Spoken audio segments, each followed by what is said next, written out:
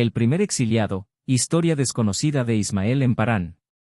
La historia de Ismael, hijo de Abraham y Agar, es una de las más enigmáticas y menos exploradas de la Biblia. Si bien muchos conocen el relato de su nacimiento y el conflicto que surge en el hogar de Abraham, pocos se detienen en la vida que Ismael llevó tras su destierro. La narrativa bíblica nos da una pequeña pero intrigante ventana hacia el destino de Ismael, especialmente en su vida en el desierto de Parán, un lugar simbólico de soledad, supervivencia y, a la vez, de propósito. El destierro de Ismael, ¿castigo o destino?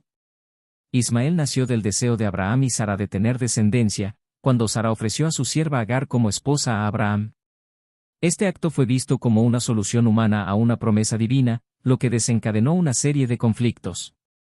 Tras el nacimiento de Isaac, el hijo prometido de Sara, la tensión entre ella y Agar aumentó.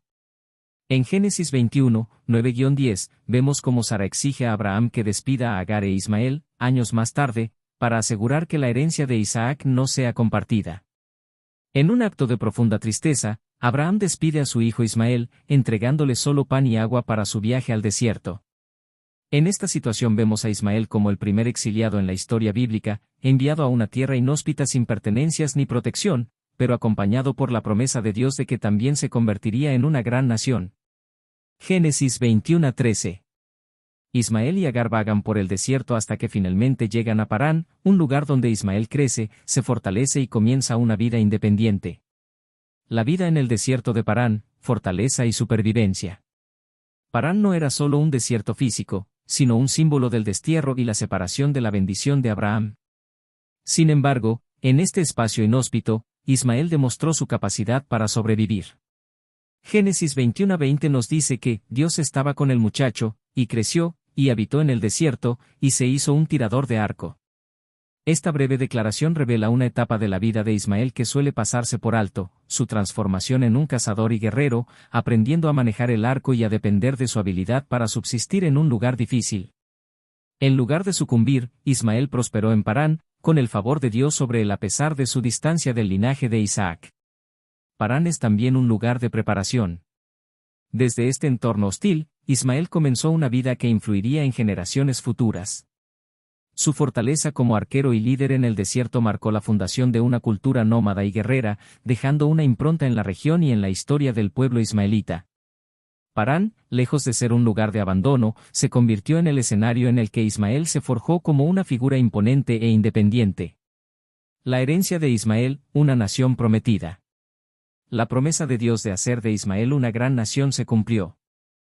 Su vida en Parán le permitió desarrollar habilidades y establecer lazos con tribus de la región, construyendo la base para la nación de Ismael, que más tarde se expandiría por la península arábiga.